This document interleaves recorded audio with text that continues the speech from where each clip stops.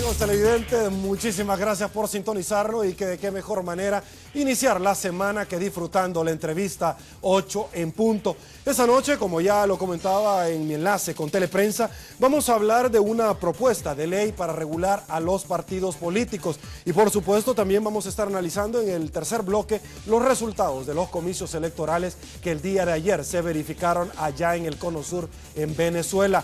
Un proyecto muy ambicioso que lo presentaron este día en un hotel capitalino. Con mucho gusto para abordar este tema le doy la bienvenida a nuestros invitados, como lo es un hombre de casa, alguien que por supuesto usted lo conoce perfectamente, como lo es el doctor René Portillo Cuadra. Doctor, una vez más, no es jueves, es lunes, que quede claro, es un gusto verlo. Desde luego, gracias, buenas noches.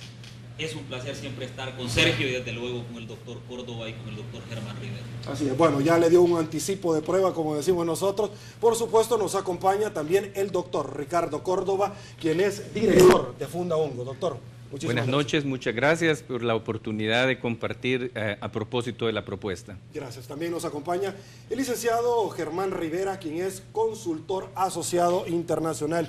Muchísimas gracias por acompañarnos también. Buenas noches, Sergio. Mucho gusto poder compartir con ustedes y con los colegas. El gusto definitivamente es nuestro.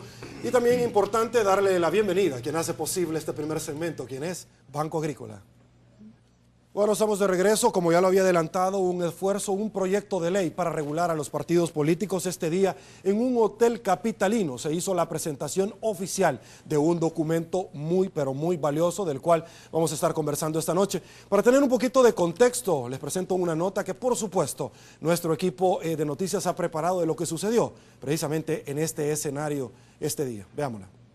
Nosotros creemos que este proyecto de ley viene a potenciar, en primer lugar, la participación de los partidos políticos en la democracia, pero por otro lado, la credibilidad que la gente debe de tener en los partidos políticos como instrumentos del sistema electoral salvadoreño. Por eso se cree necesaria una ley de partidos políticos. El proyecto presentado por Fundaongo, Flaxo, Funde, la UCA y la Universidad Tecnológica propone crear una dirección adscrita al Tribunal Supremo Electoral para que fiscalice a los partidos. Sino que se cree la capacidad institucional para poder precisamente darle seguimiento a lo establecido en la ley, y ahí es donde se propone en el texto que se cree una dirección general de partidos políticos dentro del Tribunal Supremo Electoral que tiene ciertas características y ciertas funciones. Una de las principales es precisamente el poder darle seguimiento a lo establecido en la ley. Uno de los temas más espinosos es el manejo de recursos económicos. En este proyecto se deja claro que el Estado debe continuar financiando a los partidos, pero hay que regular el dinero que reciben de personas naturales o jurídicas. Por ejemplo, las personas naturales pueden financiar en un año fiscal no más de 100 salarios mínimos mensuales del comercio. Las personas jurídicas en igual sentido, pero con la diferencia que solo pudieran financiar durante años de proceso electoral y a partir de la convocatoria a elecciones que haga el Tribunal Supremo Electoral. Este documento será entregado a la Asamblea, que ya inició la discusión sobre propuestas de ley entregadas por Arena y el FMLN. Para Teleprensa, Canal 33, Guadalupe Bonilla. Ok, ya tenemos un poquito de contexto para saber lo que sucedió este día. Y quisiera iniciar, doctor Ricardo Córdoba, precisamente conversando con usted, quien es director ejecutivo de Fundaongo, como ya lo había dicho anteriormente, para que nos cuente un poquito cómo nace este proyecto, cómo nace la idea y cómo poco a poco va tomando forma. Hace aproximadamente año y medio, las 5 instituciones decidimos, compartíamos la inquietud de la necesidad que el país contara con una ley que regulara, con un marco regulatorio sobre los partidos políticos. Y en ese sentido comenzamos primero organizando eventos que permitieran conocer algunas experiencias. Así se trajeron expositores para conocer la experiencia, por ejemplo, de México y de Costa Rica en materia de regulación sobre partidos políticos. Se trajo a una especialista en el caso de Costa Rica sobre el tema de cuotas de género. y se trajo a otro especialista para ver el tema de democracia interna en los partidos políticos.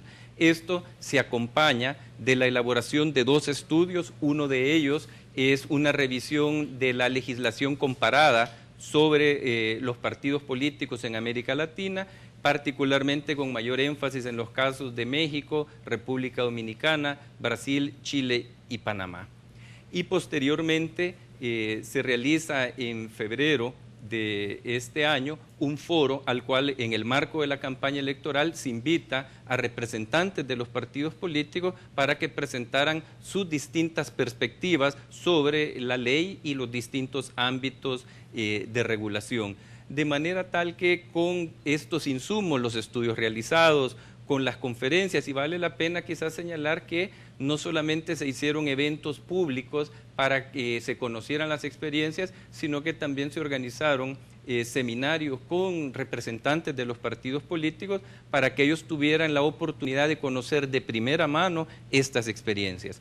De manera tal que con este marco de insumos se procede posteriormente, se incorpora Germán a la conformación de un equipo interinstitucional con el propósito de formular una propuesta de ley de partidos, que es la que se presentó en el evento y que, como platicaremos más adelante, ya ha sido presentada a la Asamblea Legislativa. Antes de pasar a la parte meramente orgánica de aplicación de esta norma jurídica, me gustaría también conocer, doctor Cuadra, usted que es representante de una institución gigantesca en todos los objetivos por aportar en términos educativos, y uno de ellos es la Universidad Tecnológica, que de pronto está la Fundación Guillermo Manuel Ungo, la Facultad Latinoamérica de Ciencias Sociales Flasco, la Fundación Nacional para el Desarrollo FUNDE, y por supuesto a la institución como lo es la Universidad Centroamericana José Simeón Cañas y la institución en la cual ya me refería, de la cual usted representa. ¿A qué lleva a estas instituciones tan serias de pronto? ¿Cómo son seducidas a unirse para tener una ley tan importante como es ley de partidos políticos, doctor?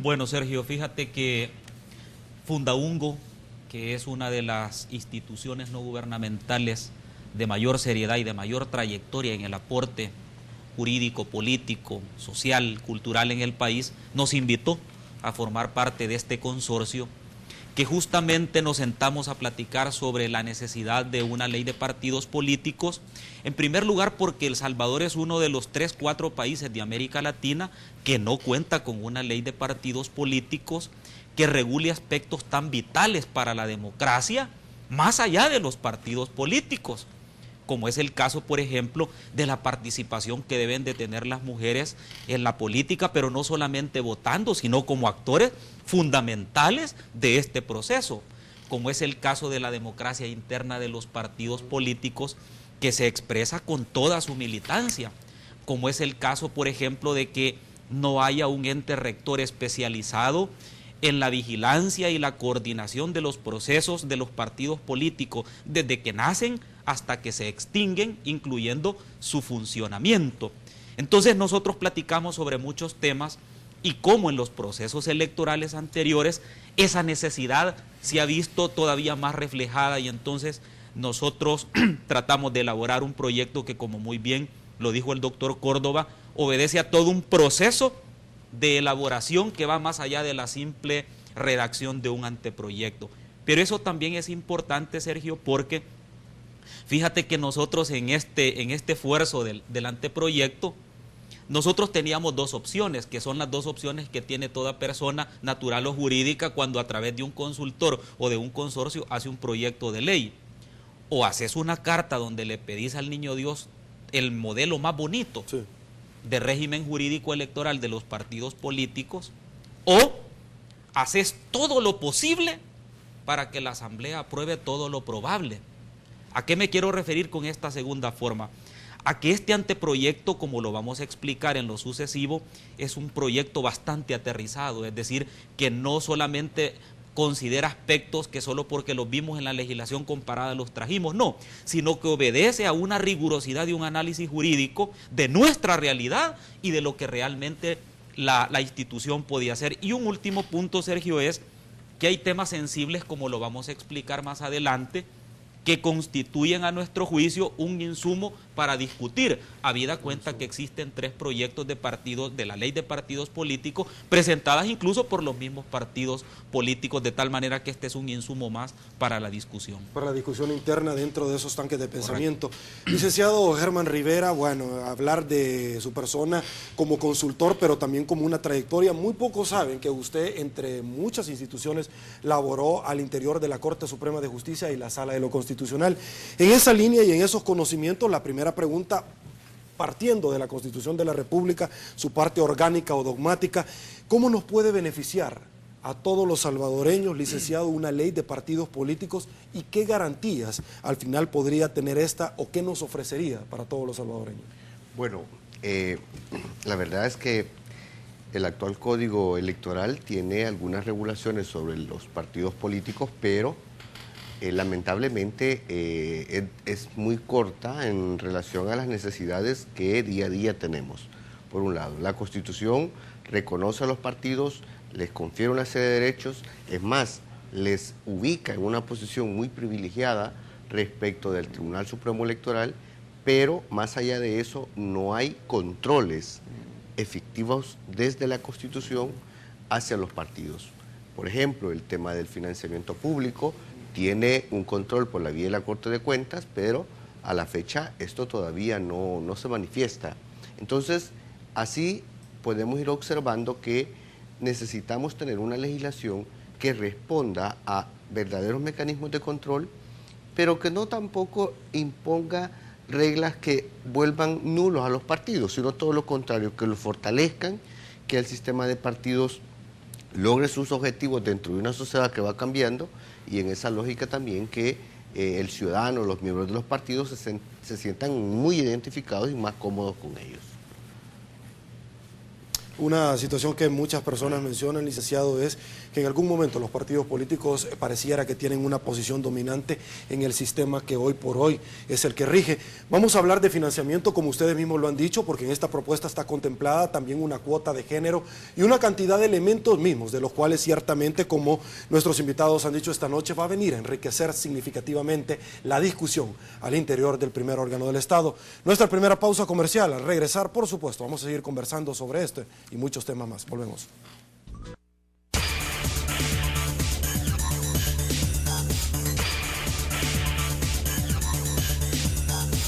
Estamos de regreso, muchísimas gracias. Apreciamos a todas las personas que desde ya nos han invitado, obviamente con el programa 8 en punto, a dar a conocer cuáles son sus opiniones por todas las redes sociales.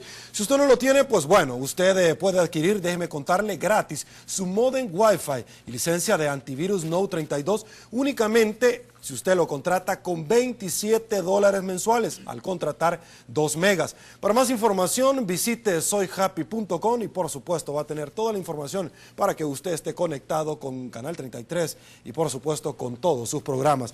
Seguimos conversando, doctor Ricardo Córdoba ya lo había adelantado antes de irnos a una pausa comercial, y es que íbamos a hablar del financiamiento, íbamos a hablar de la igualdad de género, pero más allá de eso, como FUSADES en su momento nos acompañó acá, que ellos plantearon también lo correspondiente con una iniciativa de esta clase de proyecto sobre descentralizar funciones del Tribunal Supremo Electoral. Ustedes plantean un ente apolítico. El anteproyecto que ustedes presentaron habla de la creación de la Dirección General, doctor, de partidos políticos.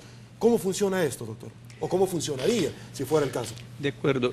Gracias, porque esa es una pregunta importante para entender. El conjunto de la ley lo que plantea son materias de regulación, pero una pregunta importante que nos hicimos en este proceso es cuál sería la forma, cuál sería la instancia responsable precisamente de monitorear todo el cuerpo que estaría siendo regulado. Y había 3 opciones. La primera opción era crear un ente fuera del Tribunal Supremo Electoral. La segunda era que continuara en el Tribunal Supremo Electoral tal y como está funcionando en este momento, y una tercera que es la que se propone, y es la creación dentro del Tribunal Supremo Electoral de una Dirección General de Partidos Políticos, pero, y esta dirección tiene ciertas características en la propuesta.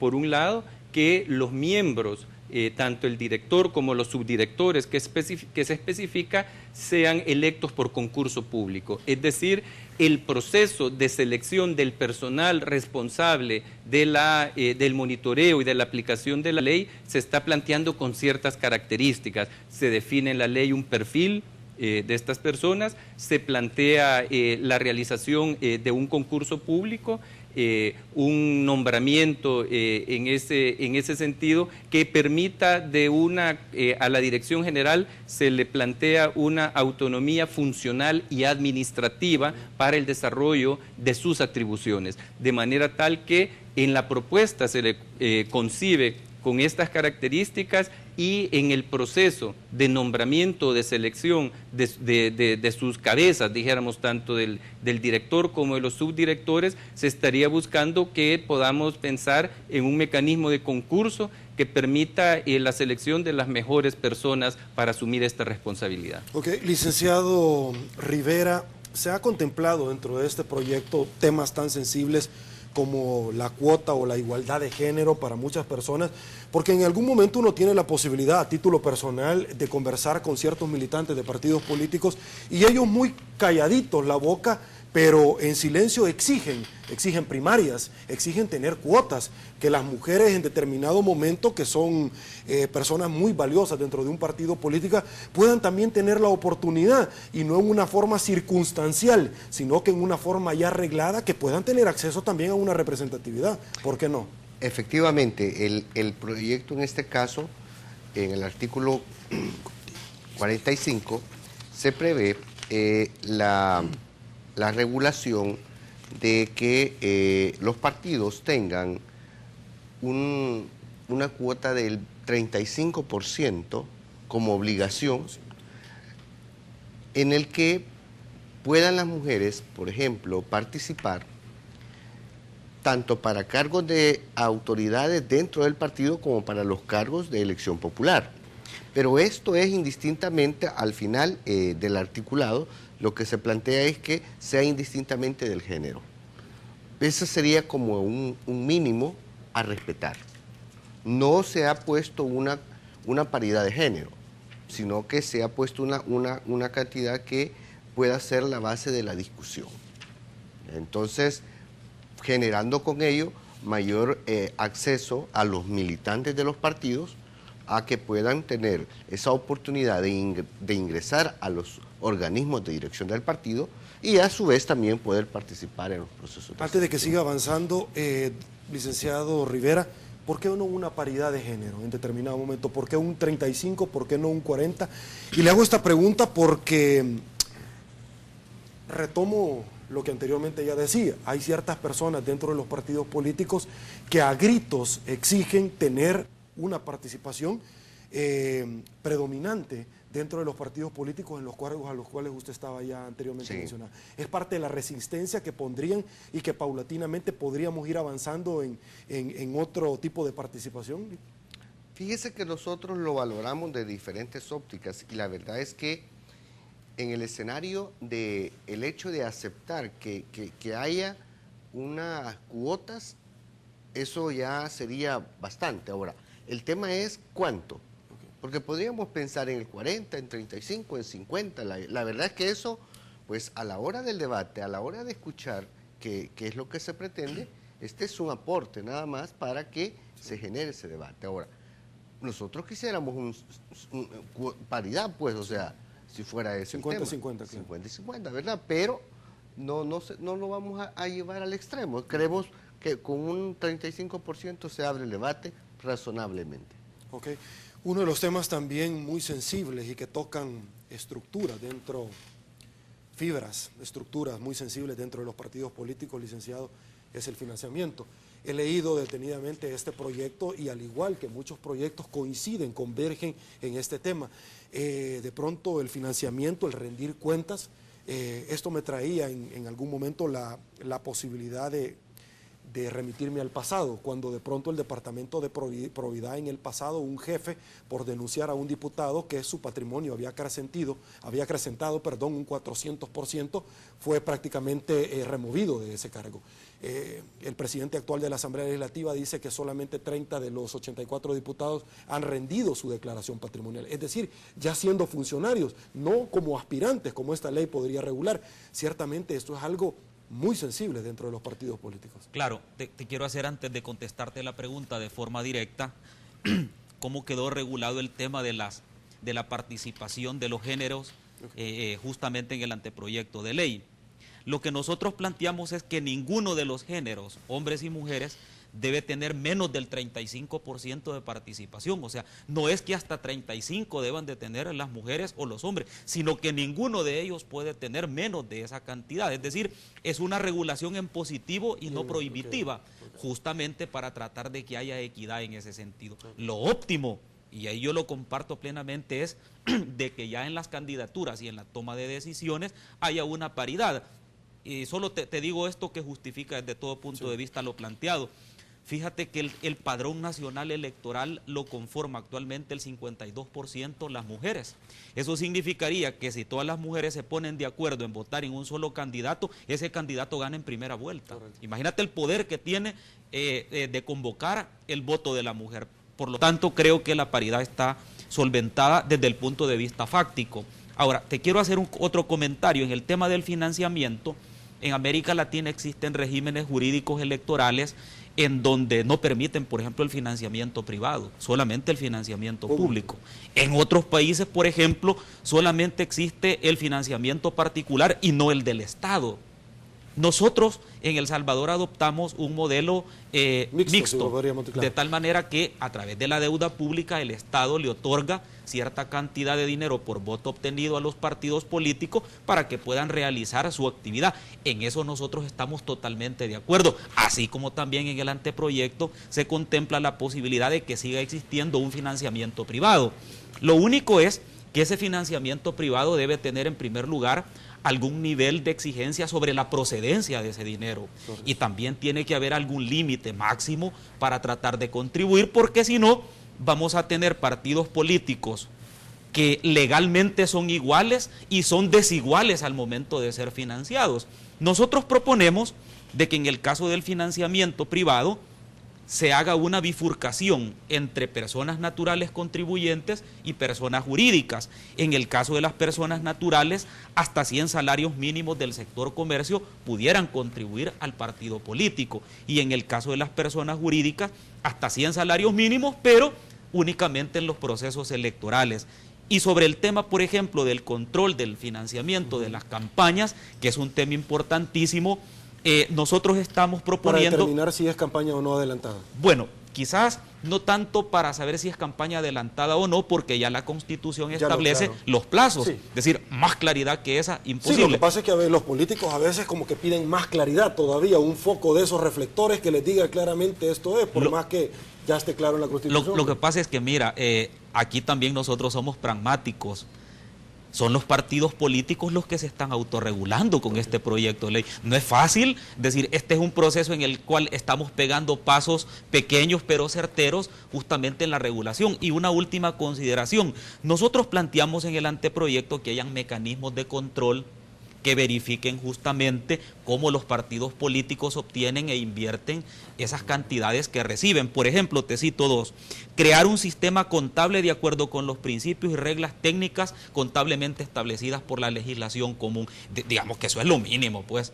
Y en segundo lugar, habilitar y mantener un libro en el que se registren todos los gastos de campaña electoral de acuerdo a las disposiciones reguladas en todo el contexto de la ley. Digamos que son regulaciones mínimas, pero que cuando tú te preguntas, por ejemplo, sindicatos, iglesias, ONGs, sociedades mercantiles, empresas y toda forma asociativa, corporativa en el país tiene regulación contable, como es que los partidos políticos no la tienen. Entonces, yo quisiera detenerme en este punto porque no se trata de un control, como lo dijo muy bien Germán, de un control para debilitar a los partidos políticos. Al contrario, lo que se quiere con un anteproyecto de ley es que no existan vacíos en donde aquellos que puedan ser más fuertes se aprovechen de los más débiles para establecer sus propias condiciones al interior de los partidos. Igualdad de condiciones, podríamos resumir, claro, en la búsqueda obviamente de un cargo público.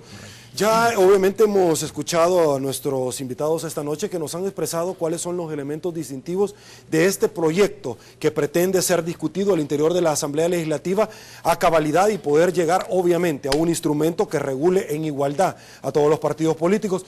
Luego de la pausa comercial, nuestra segunda que vamos a nosotros a realizar, por supuesto, vamos a hacer una ponderación de un ejercicio democrático que acaba de pasar el fin de semana pasado allá en el Cono Sur en Venezuela. Nuestros invitados nos van a dar un breve análisis de lo que sucedió, de lo que bajo la apreciación de ellos, bajo el criterio democrático, obviamente se dio, y al final, ¿qué es lo que viene después de esto? Pausa comercial, volvemos.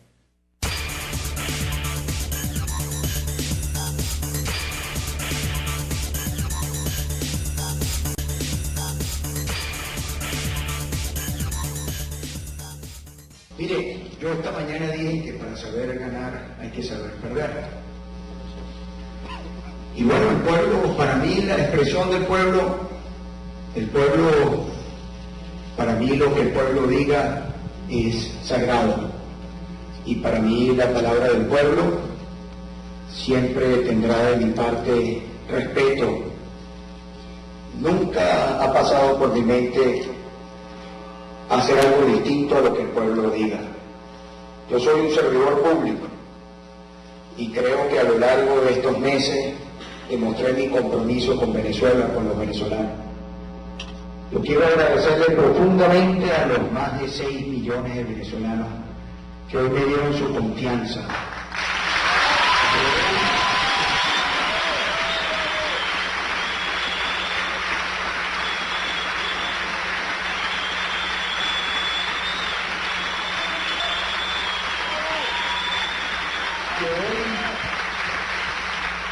Que hoy probablemente a esta hora sienten tristeza, y yo les digo, como lo hice en toda esta campaña, en todo este recorrido, nosotros iniciamos la construcción de un camino, y ahí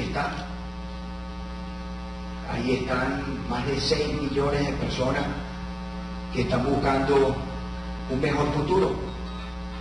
Yo quiero decirle a esos más de 6 millones de venezolanos que cuentan conmigo, que yo estoy a su servicio, pero también quiero decirle a los otros venezolanos que votaron por una opción distinta, que también cuentan conmigo. Yo soy Y bueno, estas fueron las palabras de Enrique Capriles, candidato opositor el día de ayer, luego de conocer los resultados de la votación allá en Venezuela. Doctor Córdoba, ¿qué podríamos destacar de las votaciones el día de ayer en Venezuela, plagado de observadores nacionales e internacionales? Un voto en el exterior, algo que todos los salvadoreños ciertamente aspiramos, un llamado a la paz en estas palabras. Más adelante vamos a conocer las palabras o escuchar las palabras del presidente Hugo Chávez electo para 6 años más. El conteo de votos súper expedito, ágil, parte de las cosas que podemos destacar en este proceso eleccionario el día de ayer en Venezuela. Yo en línea con tu comentario, Sergio, creo que hay un par de cosas importantes a destacar. La primera es que cuando hay un proceso electoral en donde se anticipa que puede tener un desenlace muy cerrado, es importante un sistema de conteo de los resultados como el que ocurre, que en la noche, con un más o menos en el 80% de los resultados, el organismo electoral le puede dar a los venezolanos y al mundo los resultados con un porcentaje bastante alto por el sistema de conteo. Ese creo que es una cosa importante porque ayuda a despejar incógnitas y temores que pueda haber. La segunda cosa que es importante cuando uno mira es una altísima tasa de participación electoral.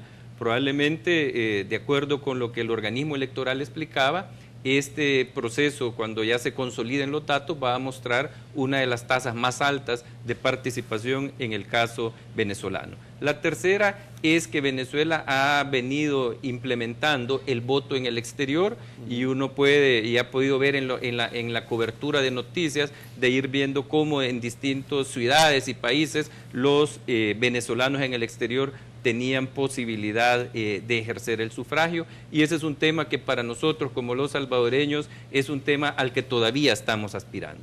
Pero quisiera quizás comentar un último punto, y es la importancia que sobre la base de un sistema de conteo de los resultados, que permite de alguna manera mostrar la tendencia, la importancia para un sistema democrático el que el perdedor reconozca los resultados y que de una manera madura, ¿ya?, tenga la posibilidad también de, como el mensaje que acabamos de ver, de escuchar, de dirigirse por un lado a los que votaron por él. Pero ojo, termina también refiriéndose al conjunto de los venezolanos, incluyendo aquellos que no votaron por él. Yo creo que esos son discursos, son mensajes que son importantes en un proceso electoral bastante competitivo como el que ocurrió en Venezuela. De concertación, de unificación. Doctor, antes de conocer también el del licenciado Rivera, cuáles son sus expresiones, sus valoraciones con relación a lo que sucedió el día de ayer, también les voy a presentar el audio, las palabras del presidente electo Hugo Chávez para 6 años más, como lo había adelantado, luego de conocer, por supuesto, los resultados de las elecciones del día de ayer. Veamos. Desde aquí, vaya mi palabra de reconocimiento a todos quienes votaron en contra de nosotros. Un reconocimiento especial por su talante democrático, por su participación, por la demostración cívica que hoy han dado, a pesar de que no están de acuerdo con la propuesta bolivariana, pero estoy seguro que cada día estarán más de acuerdo con la Constitución bolivariana, con la Carta Magna.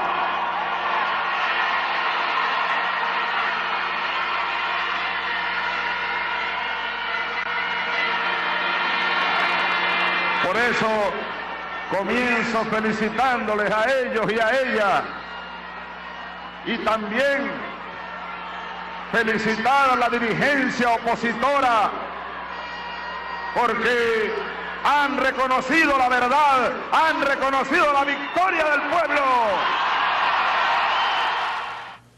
Y bueno, doctor Cuadra, el día de ayer, sin lugar a dudas, el gran ganador de los comicios electorales fue el pueblo venezolano y todo el mundo que estuvimos expectativo y expectante de este ejercicio democrático. Pero luego de escuchar usted muy detenidamente los dos discursos de los dos actores el día de ayer, tanto de Capriles como de Chávez, ¿cuál es la interpretación que se puede dar? ¿Qué es lo mejor que se puede extraer de estos discursos? Bueno, antes de referirme a los discursos, te voy a hablar del fenómeno electoral en su conjunto. Fíjate que Chávez ganó estas elecciones, pero no logró conseguir los 10 millones de votos que él se había propuesto conseguir. Y eso implica que bajó 7 puntos porcentuales con respecto a la elección del 2006. En el 2006, él obtuvo el 62,84% de los votos. Y eso también implica que a pesar de que él tuvo un incremento de 600,000 votos, resulta que el padrón electoral venezolano se incrementó en 3 millones de votantes. De nuevo votantes. Entonces, si bien es cierto, ganó por pocos puntos porcentuales, y eso implica de que el presidente Chávez tiene que tender puentes hacia la oposición para tener un gobierno, si no de concertación nacional, al menos algo que le garantice a él que estos próximos 6 años van a ser de menos conflictividad social que la que vive. Pero el presidente Chávez tiene además 2 retos importantes, es decir, no solamente es el endoso de la legitimidad popular, sino lo que él tiene que hacer en estos 6 años. En primer lugar, yo siempre he creído que el primer desafío que tiene el presidente Chávez es que, de acuerdo a la ONU, al informe que dio la ONU el 1 de abril de este año, señala que el tercer país más violento de América Latina es Venezuela, solo apenas seguido de Honduras y El Salvador. Y el otro reto que tiene importantísimo es incrementar su productividad y la atracción de inversión extranjera. Fíjate que Venezuela es el país en Sudamérica que capta menos inversión extranjera de todos, inclusive menos que Brasil, Chile, Colombia, Perú, Argentina. Entonces digamos que esos son los grandes retos. Pero vayámonos al discurso. Mira, impresionante que en 1 hora 10 minutos el organismo había dado los resultados finales prácticamente, y eso es importante para mantener, digamos, la credibilidad en el sistema. Y lo otro es que me parece que el punto negro, digamos, si lo pudiéramos ver así en la hoja en blanco de este ejercicio, fue algo que el presidente Chávez dio unas declaraciones a unos medios internacionales en el momento en que se estaban cerrando las urnas y se estaba iniciando el conteo.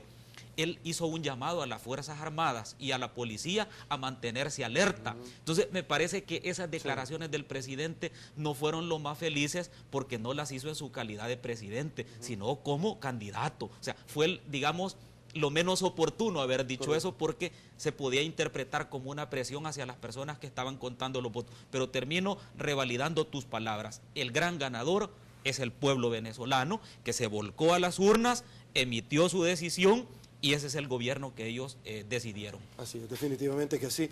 Licenciado Rivera, Venezuela el día de ayer, como ya lo dijimos, fue a las urnas, fue a votar, como ya nuestros invitados también han aseverado. Pero destacando algo que es muy importante y muy valioso y algo que ustedes han expuesto ante los ojos del Salvador en un hotel capitalino este día, es que Venezuela tiene una ley de partidos políticos, para bien o para mal, si a uno no les gusta o a otros sí, pero tiene una ley de partidos políticos donde todos han llegado a un feliz término en ese cuerpo legal para que los norme. También estamos hablando donde hay una regulación de propaganda, también estamos hablando de que tiene un organismo especializado como el CNE en Venezuela y obviamente dar los resultados en una forma expedita. Definitivamente, eso nos muestra que independientemente en qué contexto de formas de gobierno se desarrolle la política del Estado, es evidente de que cada vez las sociedades exigen control a los partidos. Y en el caso de Venezuela no es la excepción, o sea, vemos cómo también Venezuela cuenta con una legislación, con un tribunal contralor de partidos y que a su vez, ante procesos electorales tan reñidos, estos tribunales muestran gran madurez y sobre todo procesos electorales ágiles, claros y sobre todo también con el tema de los medios de comunicación que están monitoreando permanentemente las actividades de estos órganos. Entonces, trae mucho que aprender esto porque en nuestra situación nosotros carecemos de esos mecanismos que día a día nos vuelven menos competitivos como Estado frente a otros que están desarrollando no solo legislaciones, sino cada vez mejores legislaciones. Entonces, creemos que es un buen ejemplo también a tomar. Nosotros como El Salvador necesitamos que esta participación democrática crezca, que la gente crea más en los partidos, crea en las instituciones de control de los partidos, etcétera. Okay. Es algo a considerar. Es algo a considerar, algo a replicar y ciertamente nosotros tenemos entendido que varios miembros del Tribunal Supremo Electoral y de otros partidos políticos fueron invitados a conocer de primera mano el desenvolvimiento, el desarrollo de este evento, esta fiesta electoral, como hay que llamarla, porque obviamente es una fiesta cívica la que se realizó el día de ayer en Venezuela. Ojalá que traigan insumos importantísimos también para ser aplicables acá en nuestro país. Una nueva pausa comercial. Al regresar, por supuesto, la participación ciudadana acá en 8 en punto. Volvemos.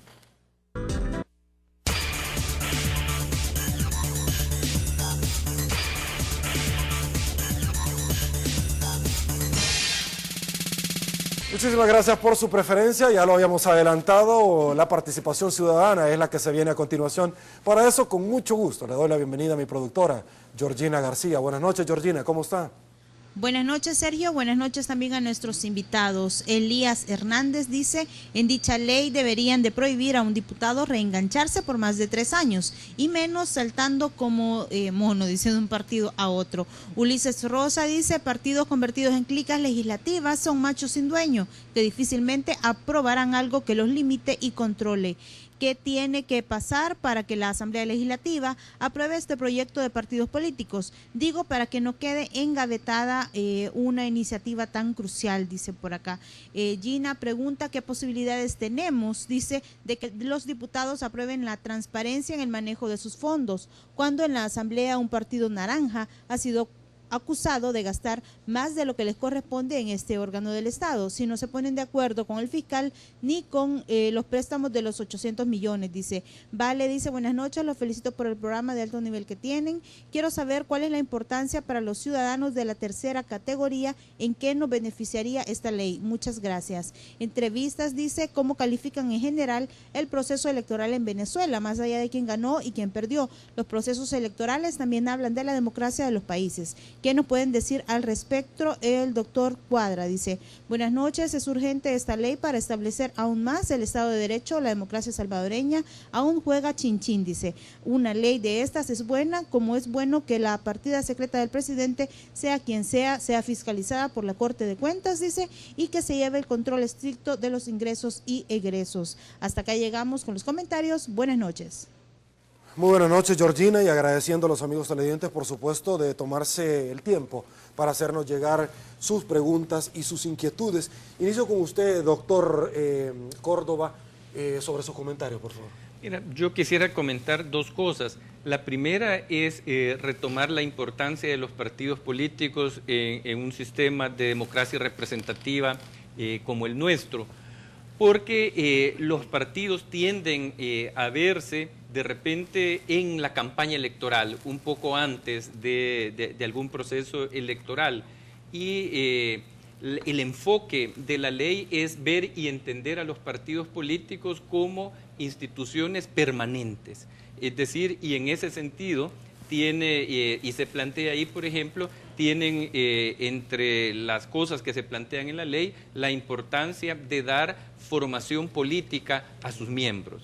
Y no solamente se plantea la necesidad de hacerlo, sino que también que del financiamiento público que van a recibir, una parte de lo que reciban se dedique a eso, para que haya, dijéramos, también los recursos para poder cumplir con esto. Señalo entonces porque es importante entender que al país nos conviene que tengamos un sistema de partidos. Estas medidas van a fortalecer el sistema de partidos, van a fortalecer de alguna manera la rendición de cuentas y la transparencia, y ahí lo conecto con la otra pregunta que tiene que ver con la importancia no solo de que la ley diga qué cosas deben de regularse, sino la importancia de la naturaleza y las características del ente responsable precisamente de la fiscalización.